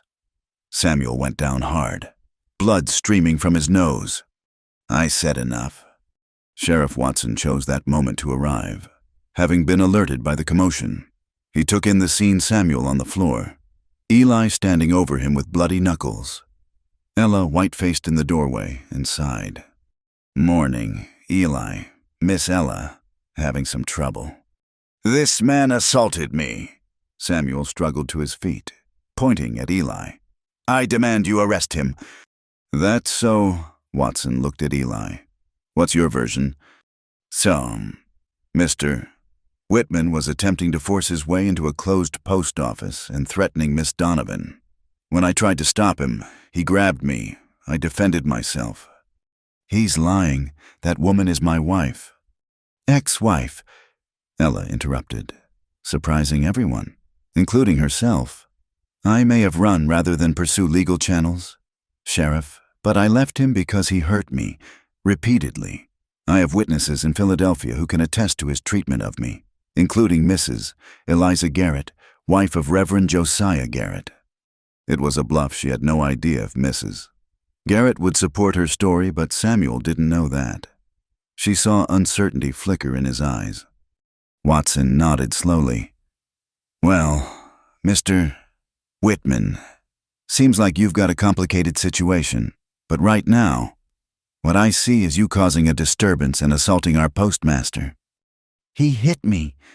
"After you grabbed him, according to his testimony, and I'm inclined to believe Eli Barnes over a stranger." Watson's hand rested on his gun. "Now, I'm going to suggest you get on the next stage out of town. Today." "You can't." "I can and I will. Cold River doesn't take kindly to men who threaten women. You can leave voluntary-like, or I can lock you up for disturbing the peace and assault. Your choice." Samuel's face was purple with rage, but he recognized defeat. He turned to Ella, and the look in his eyes made her step back instinctively. "This isn't over," he said quietly. "You belong to me, Ella. You always will." "No," Eli said, moving to stand beside Ella. "She belongs to herself, and if you come near her again, you'll answer to me." Samuel laughed bitterly. "Playing the hero. Let me tell you something about heroes. They die, and when they do, who'll protect her then?" "I will." Mrs. Thornberry appeared in the doorway, shotgun in hand. Behind her stood half a dozen townspeople, Harper from the general store, Doc Morrison, even Mrs. Chen. "We all will. This is our town. Mr. and Miss Ella is under our protection." Faced with the united front of Cold River, Samuel finally backed down. "The noon stage," he spat at Watson. "But this isn't finished." After he left, escorted by the sheriff, Ella found herself trembling. The confrontation she'd dreaded for so long had happened, and she'd survived it. But Samuel's threats lingered like smoke in the air. "Come sit down." Eli guided her to a chair, his hand gentle on her elbow. "You're shaking." "I'm all right. I just—" The trembling intensified, and suddenly she was sobbing, months of fear and tension pouring out. Without hesitation, Eli pulled her into his arms. Not a careful, measured embrace, but a full gathering of her against his chest, one hand stroking her hair while she cried. "It's over," he murmured. "He's gone. You're safe." "He'll come back," she whispered against his shirt. "You don't know him like I do. He won't give up. Then he'll find me waiting." His arms tightened around her. "I meant what I said. Ella, you don't belong to him. You never did." She pulled back enough to look up at him. "When you hit him—" "I'm not sorry." His jaw was set stubbornly. "He had no right to speak about you that way. I'm not criticizing. I'm just— no one's ever defended me before. No one's ever thought I was worth defending." "Ella—" He cupped her face in his hands, thumbs brushing away her tears. "You're worth everything. Everything." The intensity in his voice, in his eyes, made her breath catch. "Eli!" "I know I promised to keep my distance. I know I said no complications, but when I saw him, when I heard how he spoke to you, all I could think was that I'd kill him before I'd let him take you." His voice dropped to a whisper. "I've been a fool, holding you at arm's length when all I wanted was this: to hold you, protect you, be with you. But your promise—" "Damn my promise!" The profanity, mild as it was, showed the depth of his emotion. "I've been so focused on not failing someone again that I've been failing you every day. Failing myself. We've wasted so much time being careful when we could have been... this." He was still holding her face, still close enough that she could feel his breath on her skin. The last walls between them had crumbled with Samuel's arrival. And what remained was just truth, raw and powerful. "I'm still afraid," she whispered. "So am I. Terrified. Actually." A wry smile touched his lips. "But I'm more terrified of wasting another day pretending I don't love you." The words hung between them, monumental in their simplicity. Ella's heart raced as she reached up to cover his hands with hers. "You love me." "With everything I have, everything I am, such as it is." "Oh, Eli."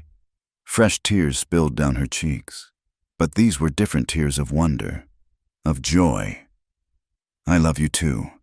I've been fighting it, denying it, but I love you." He made a sound somewhere between a laugh and a sob, then rested his forehead against hers. "What a pair we are. Too damaged to trust, too stubborn to quit. Too foolish to keep hiding," she added softly. They stayed like that for a long moment, breathing each other in, marveling at the freedom of finally speaking their truth. Then Eli pulled back slightly. "He might come back." "I know." "I won't let him hurt you again." "I know that too." She touched his face, marveling that she could do so freely now. "But whatever happens, we'll face it together. No more distance, Eli. No more pretending." "No more distance," he agreed, and sealed the promise with their first kiss, gentle, tentative, but holding the promise of all the kisses to come. Outside, Cold River went about its business, but inside the post office, two careful hearts finally allowed themselves to hope for something more than mere survival. They'd found love in the last place they'd expected in each other's damaged but resilient souls, and that love would prove stronger than any threat Samuel Whitman could pose. The fight wasn't over, but for the first time, neither of them would be fighting alone. The days following Samuel's departure were strange, suspended between relief and apprehension. Ella continued working in the post office's back room, but now Eli left the door open between their spaces. They exchanged glances throughout the day, small smiles that felt like secrets, hands brushing when she came to collect mail. But beneath the newfound warmth lay tension. They both knew Samuel too well to believe he'd simply given up. The second attack came a week later, more cunning than the first. Ella had stayed late to finish a delicate piece of embroidery, the post office locked and lamplight casting shadows on the walls. Eli had stepped out to check on a late freight delivery, promising to return within the hour. She didn't hear the back window break, didn't sense the danger until hands grabbed her from behind, a cloth pressed against her face, sickeningly sweet, and the world began to blur. "Did you really think I'd give up so easily?"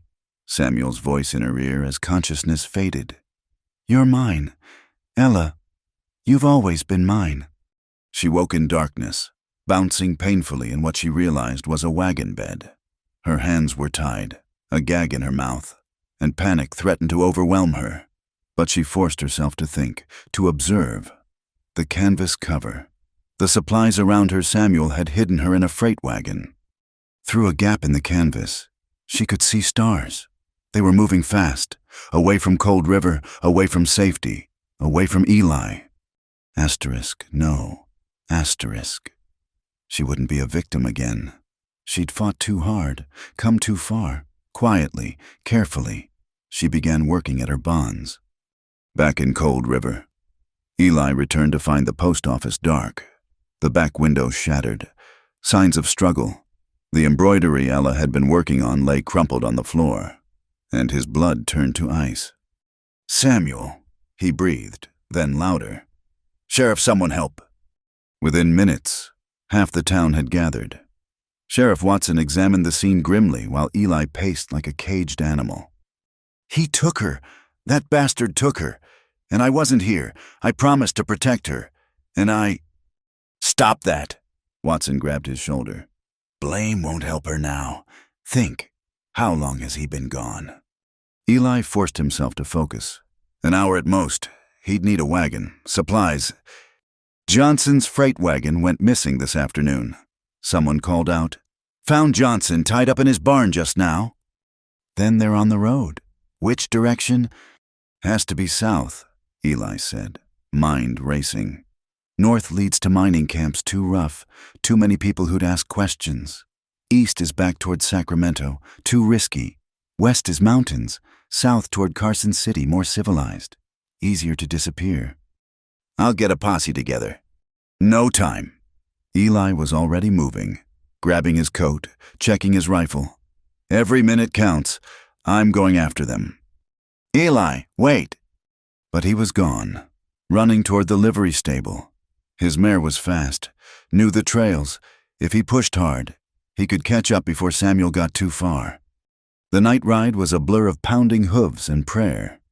Eli had never been a praying man, but now he bargained with any deity who might listen. Asterisk. Let her be safe. Let me find her. Let me not be too late. 3 hours out, he spotted wagon tracks veering off the main road onto a lesser trail. His heart leaped. Samuel didn't know the area, had taken a path that led to an abandoned mining camp, a dead end.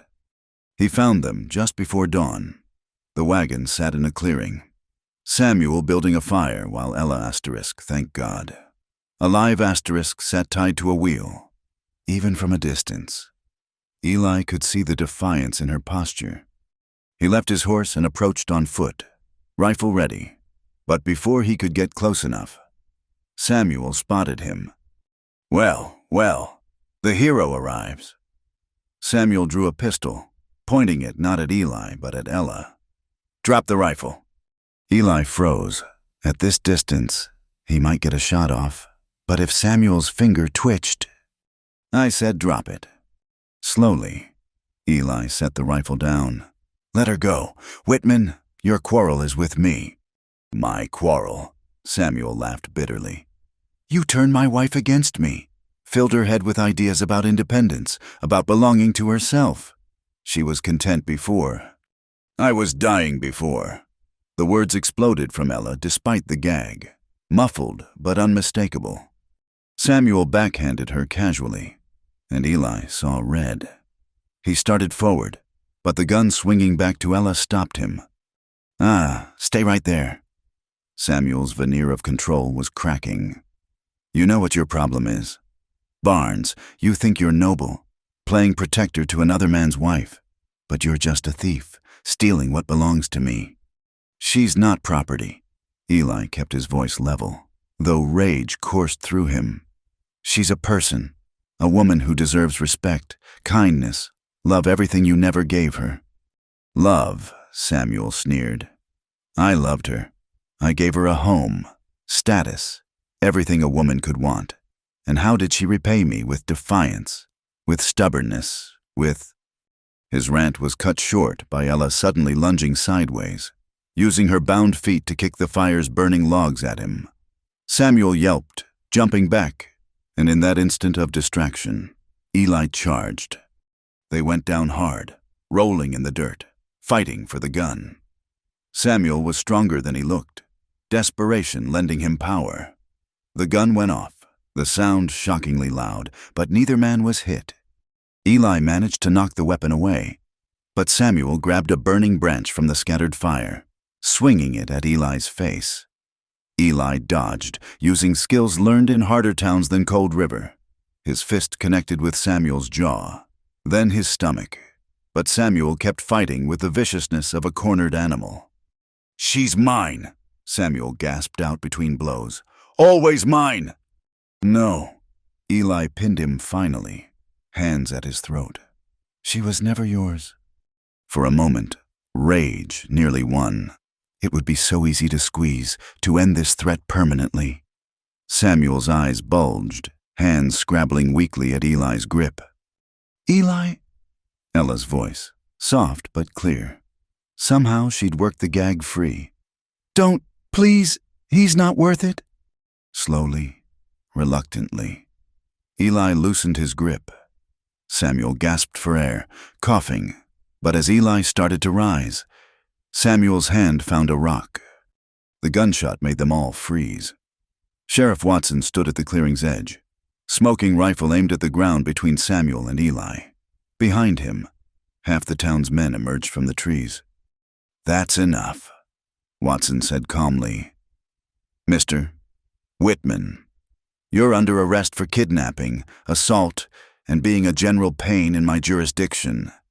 As the sheriff's men secured Samuel, Eli rushed to Ella, cutting her bonds with shaking hands. "Are you hurt, did he?"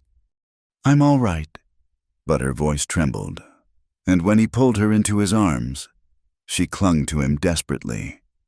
"I knew you'd come, even when he was taking me away. I knew you'd find me." "Always," he whispered into her hair. "I'll always find you." They held each other as dawn broke over the mountains, painting the sky in shades of rose and gold. Around them, the posse secured Samuel and prepared for the journey back to Cold River. But for Eli and Ella, the rest of the world had faded away. This wasn't passion born of relief, or desperation, or even desire. This was deeper two souls recognizing their home in each other, two hearts finally allowed to beat as one. When Eli pulled back to look at her, his hands framing her face, Ella saw everything she'd ever wanted reflected in his eyes: safety, respect, devotion, and love so profound it took her breath away. "No more distance," she whispered. "Never again," he agreed, and pulled her close once more. The embrace was different from their first, back in the post office when fear and anger had broken down their walls. This was gentler but more profound, a claiming and a promise, a shelter and a homecoming. Eli held her like she was precious and necessary, like releasing her would stop his heart. Ella melted into him, feeling the solid warmth of his chest, the steady beat of his heart, the way his arms created a world where nothing could hurt her. "I love you," he murmured against her hair. "I should have said it sooner, should have—" "Shh!" She pulled back just enough to touch his face. "We're here now. That's what matters." He caught her hand, pressing a kiss to her palm. "When I realized he'd taken you, when I thought I might be too late." "But you weren't. You came for me." "I always will. Whatever comes, wherever you go, I'll be there." His eyes were fierce with promise. "You'll never face anything alone again." Sheriff Watson cleared his throat nearby. "Not to interrupt, but we should head back, Mrs. Thornberry's probably got half the town worked into a frenzy by now." The ride back to Cold River was triumphant. Samuel, bound and sullen, rode in the prison wagon while Ella sat in front of Eli on his mare, his arms secure around her. The townspeople who joined the rescue rode alongside, their presence a reminder that Ella had found more than just safety in Cold River. She'd found community. As they crested the final hill and saw the town spread below them, Ella felt Eli's arms tighten around her. "Welcome home," he said softly. Home, not just a place to hide or survive, but a place to live and love and belong. With Eli's heartbeat steady against her back and the familiar streets of Cold River welcoming them return, Ella finally understood what the word meant. "Yes," she whispered, leaning back into his embrace. "Home." The sun climbed higher, burning away the last of the night's shadows, and in its light, two careful hearts finally stood revealed, not perfect, not unscathed, but whole in their togetherness, strong in their love, and ready for whatever came next. Together, spring returned to Cold River with a profusion of wildflowers and hope. Samuel Whitman was serving time in the state prison, his threats finally silenced by iron bars and the testimony of a united town. The nightmare that had haunted Ella for so long had ended, leaving space for something new to bloom. The little house near the freight station wasn't much to look at, just 4 rooms with a tin roof and a porch that needed repair. But when Eli showed it to Ella on a warm April morning, she saw possibilities in every weathered board. "It's not fancy," he said, suddenly uncertain. We could wait, save more, get something better. It's perfect. She turned in the main room, imagining curtains at the windows, her sewing table by the light, his bookshelves against the wall. Our home, he repeated, wonder in his voice.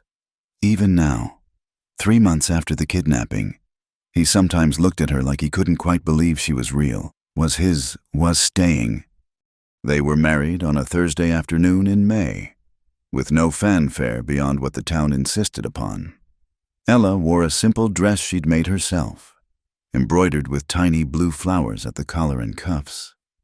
Eli stood at the altar in his best suit, looking at her like she was the sun itself walking down the aisle.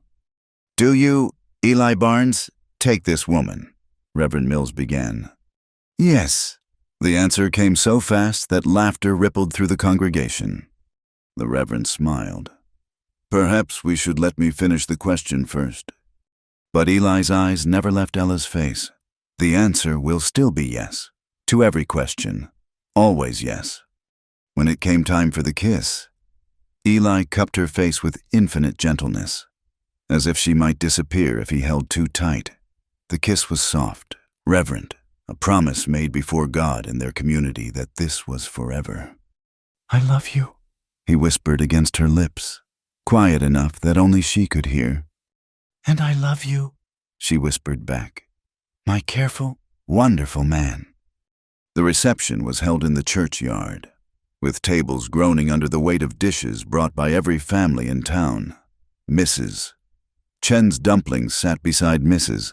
Patterson's fried chicken, and Harper had contributed 2 cases of sarsaparilla from the store. "Never thought I'd see the day," Sheriff Watson said, clapping Eli on the shoulder. "Cold River's most confirmed bachelor. Finally caught." "Not caught," Eli corrected, his arm around Ella's waist. "Saved." As the afternoon wore on, Ella found herself overwhelmed by the warmth surrounding them. These people who had once viewed her with suspicion now embraced her as one of their own. She belonged here, truly belonged, in a way she'd never imagined possible. "Happy?" Eli asked during a quiet moment, pulling her aside from the crowd. "So happy I could burst." She leaned into him, marveling at the freedom to do so. "A year ago, I never could have imagined this." "Neither could I." He pressed a kiss to her temple. "Thank you." "For what?" "For being brave enough to stay, for seeing past my walls, for teaching me that keeping my distance was just another kind of prison." "We taught each other," she corrected. "We saved each other." Their life together settled into rhythms both new and familiar. Ella moved her sewing business home, turning the front room into a workshop where ladies came for fittings and gossip. Her reputation had grown beyond Cold River. Even women from Carson City sought her out for special occasions. Eli continued at the post office, but now he came home for lunch, sitting at their small kitchen table while Ella worked, content just to be in the same space. The careful distance that had once defined them was replaced by constant small touches, his hand on her back as he passed, her fingers brushing his hair while he read, the way they gravitated toward each other like planets in orbit. They weren't without their struggles. Sometimes Ella woke from nightmares, Samuel's voice echoing in her dreams. On those nights, Eli held her close, murmuring reassurances until her trembling stopped. He had his own dark moments 2 days when the guilt over Tom Morrison's death weighed heavy, when he questioned whether he deserved the happiness he'd found. But they faced these shadows together, no longer alone in their pain.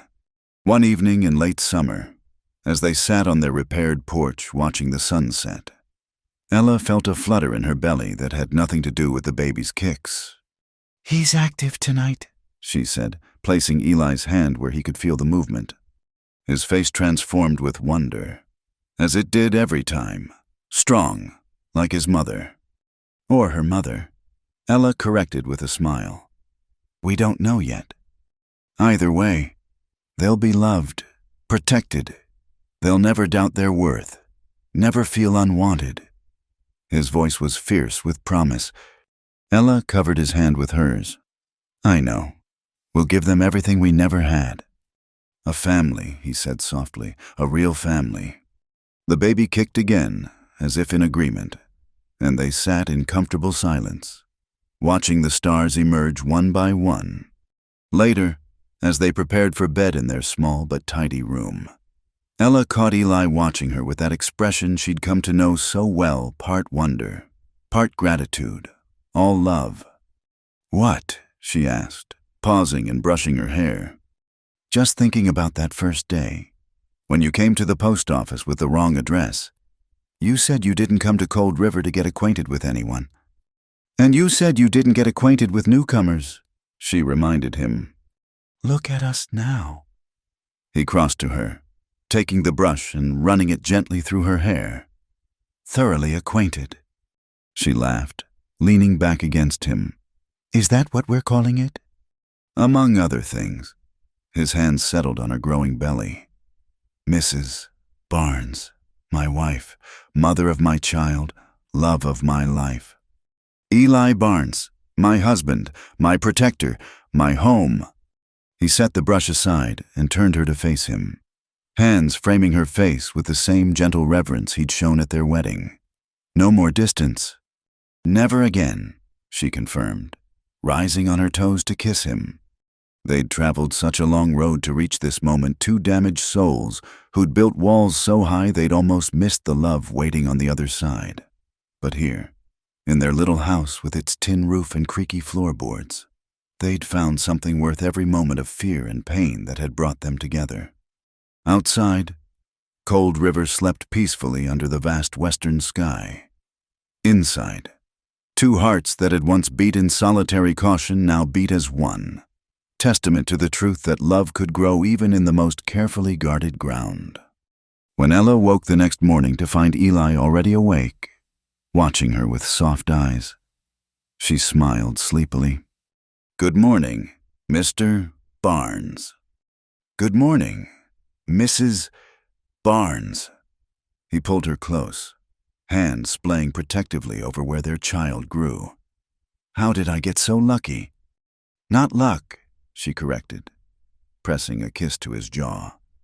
Choice. We chose each other, despite the fear. We chose love over distance. The best choice I ever made, he murmured against her hair. As the morning sun painted their room golden, Ella reflected on the journey that had brought them here. A year ago, she'd been running, broken, certain she'd never trust again. Now she lay in the arms of a man who'd proven that love could be gentle, that protection didn't mean possession, that two people could build a life together without losing themselves. I love you, she said, words she'd once thought she'd never speak again. And I love you, he replied. Today, tomorrow, always. The baby kicked between them, a reminder of the future they were building together. Soon their little house would ring with a child's laughter, would be filled with the chaos and joy of family life. But for now, in this quiet morning moment, it was just the two of them, no longer maintaining careful distance, but wrapped in each other's arms, where they belonged. Somewhere in the kitchen, the kettle began to whistle, calling them to start their day, but neither moved, content to linger in this peace they'd fought so hard to find. He said he'd keep his distance, Ella murmured, a smile in her voice. Then took her in his arms, Eli finished, tightening his hold on her. And never let go. Never, she agreed, and sealed the promise with a kiss that tasted of forever. In Cold River, where second chances bloomed like wildflowers after rain, two careful hearts had found their courage, and in finding it, they'd discovered that sometimes the greatest distance to cross is the space between two people afraid to love, and that once crossed, there's no going back. Only forward, together, home. Thank you so much for listening to this story. I would love to know where you're listening from, so please leave a comment below and share your thoughts about Ella and Eli's journey. If you enjoyed this Wild West love story, please subscribe to my channel Wild West Stories 1850 Inches, and don't forget to like this video. And if you really want to help more people discover these tales of love and redemption in the American frontier, please hit that hype button. Your support means the world to me and helps bring these stories to life for listeners everywhere. Until next time, partners.